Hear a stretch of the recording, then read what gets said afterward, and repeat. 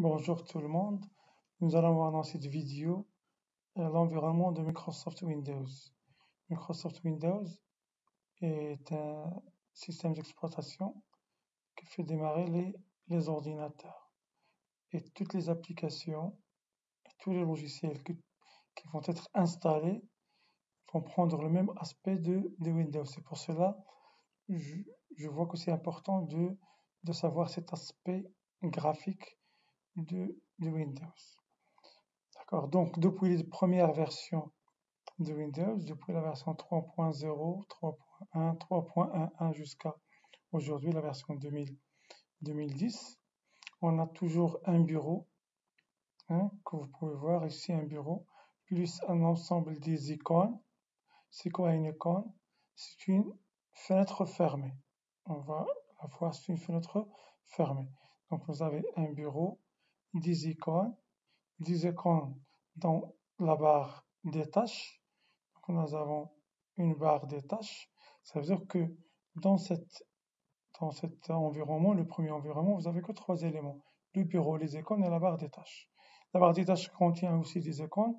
Ce sont des raccourcis, des accès rapides à d'autres applications. Vous avez des informations sur la date, l'heure, les langues, le haut-parleur, etc.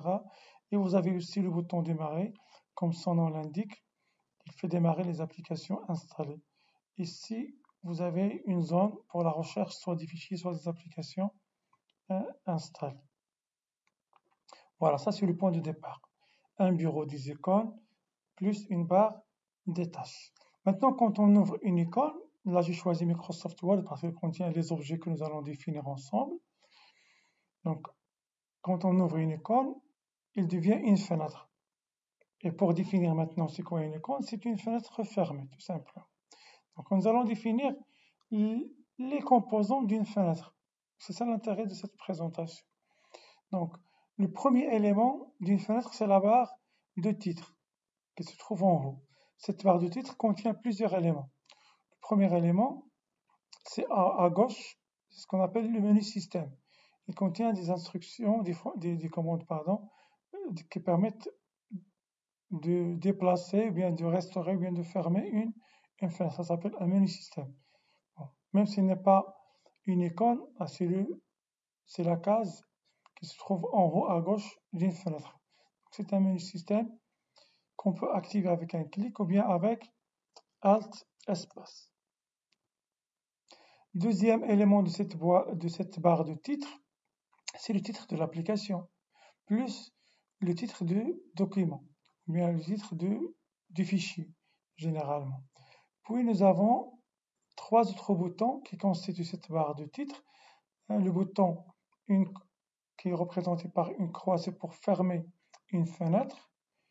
Et fermer une fenêtre, ça veut dire quoi?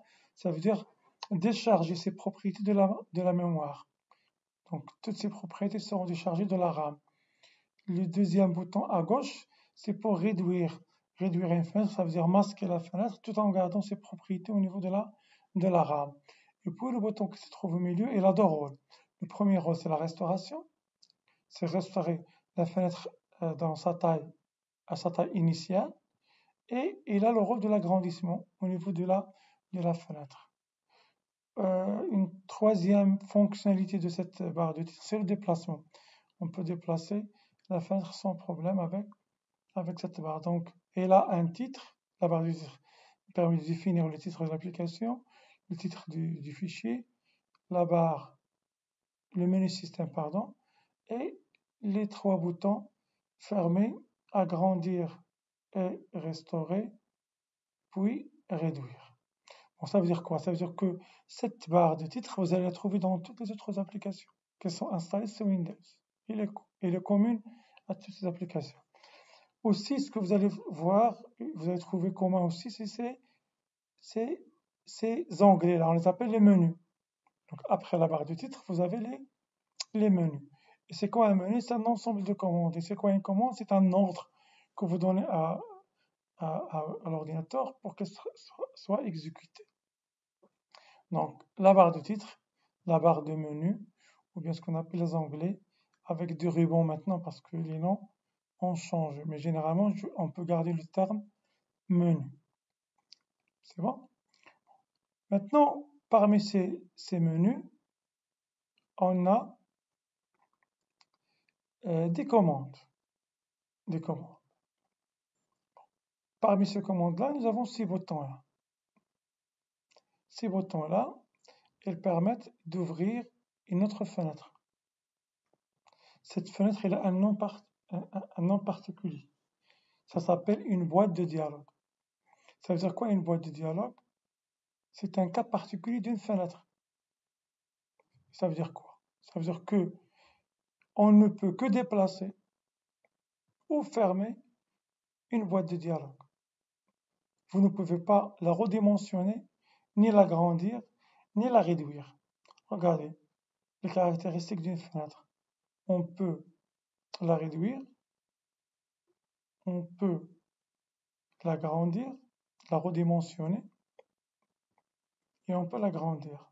Chose qu'on ne peut pas faire avec une boîte de dialogue. Donc c'est une fenêtre, mais c'est un cas particulier de la fenêtre. On l'appelle une boîte de dialogue.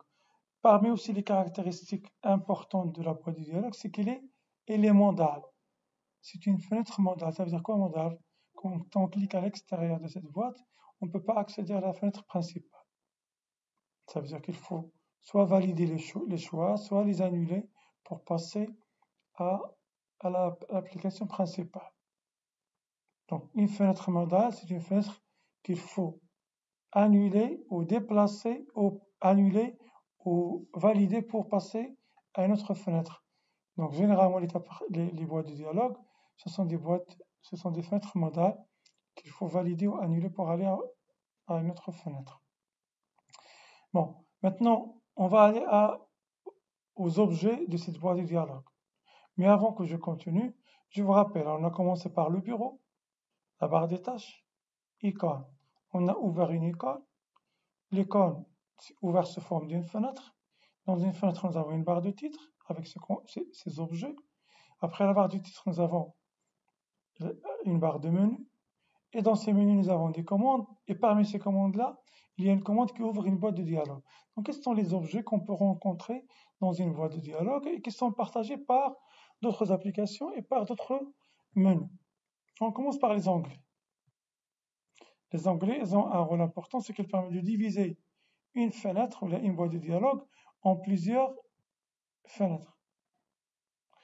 Parmi les objets qu'on va définir aussi, ce sont les étiquettes. Comme ici, retrait et espacement, c'est une étiquette de l'onglet retrait et espacement. Général, c'est une étiquette de cette cadre qui divise les cadres retrait, espacement, etc. aperçu. Alignement, c'est une étiquette de cet objet. Donc, le premier élément, ce sont les onglets. Deuxième, les étiquettes. Troisième, cet objet-là qui s'appelle une liste déroulante. C'est quoi une liste? C'est un ensemble d'éléments. Il faut la dérouler pour sélectionner un de ces éléments. Ça s'appelle une liste déroulante. Donc pourquoi je vous dis tout ça avant que je continue? Comme ça, si vous avez une autre application que vous voulez par exemple enseigner à d'autres apprenants, vous allez leur dire, vous allez vers le menu tel, cliquez sur la liste déroulante suivante, allez vers le cadre tel, et ainsi de suite. Comme ça, on parle le même langage. C'est ça l'intérêt de cette vidéo, pour vous dire la partie commune de Windows, à savoir l'aspect graphique et ses composants. Donc, dans cette boîte de dialogue, on peut trouver des onglets, les étiquettes, une liste déroulante, les cases à options. Ça veut dire quoi les cases à options? Les cases à options permettent, ce sont des objets qui permettent un choix parmi plusieurs, de droite à gauche ou bien de gauche à droite. Masculin, par exemple, féminin. Donc c'est un choix parmi plusieurs. Il y a un autre type de cases, on les appelle les cases à cocher.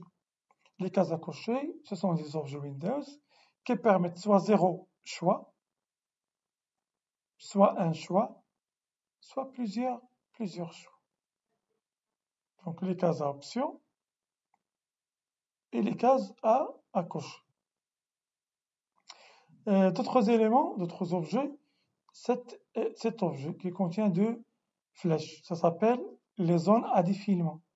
Et les zones à défilement permettent d'incrémenter à l'utilisateur de faire une incrémentation ou bien une décrémentation pour choisir une valeur quelconque pour une tâche quelconque. Comme ici, avant le texte, c'est après le texte. Moi, je parle en général. Autre chose qu'on peut trouver, ce sont les boutons. Les boutons, ce sont aussi des objets, d'accord? Voilà, comme OK, annuler, définir par défaut, etc. Mais il y a des boutons qui contiennent des 3 points. Quand vous trouvez une commande, en général, soit une commande sous forme de bouton ou bien autre chose, avec 3 points, ça signifie qu'il va ouvrir une autre boîte de dialogue. D'accord? Donc là, j'ai cliqué sur tabulation, il va remarquer qu'il a ouvert une autre boîte de dialogue. Et dans cette boîte de dialogue, on a presque les mêmes objets. Les étiquettes, les zones d'affilement, les cases à options, mais vous avez un nouveau élément ici. Ça s'appelle une liste. Ce n'est pas liste à défilement. On peut voir cet élément dans police.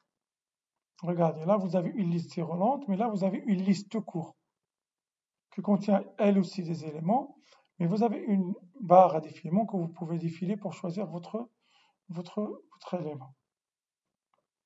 Voilà généralement les éléments que vous pouvez rencontrer, les objets que vous pouvez rencontrer dans toutes les applications qui tournent sur Windows. Bon, quand maintenant j'annule cette boîte de dialogue, regardez, parmi les commandes que nous avons dans ce menu, il y a une liste déroulante des polices. Ça s'appelle une liste déroulante. Ça s'appelle un bouton pour augmenter la taille. Ça s'appelle une liste déroulante des couleurs. Ça s'appelle une liste déroulante pour les bordures. Une liste déroulante, pardon, hein, pour l'interligne et ainsi de suite. Voilà en gros l'objectif de cette vidéo, c'est de partager avec vous la terminologie de base de l'environnement Windows. À la fin d'une fenêtre, vous avez ce qu'on appelle la barre des data. Et comme son nom l'indique, il nous informe sur l'état de l'application. Dans le cas de Microsoft Word, vous avez le nombre de pages, etc. Mais dans d'autres applications, vous aurez d'autres informations. Voilà, ça sera tout pour cette présentation.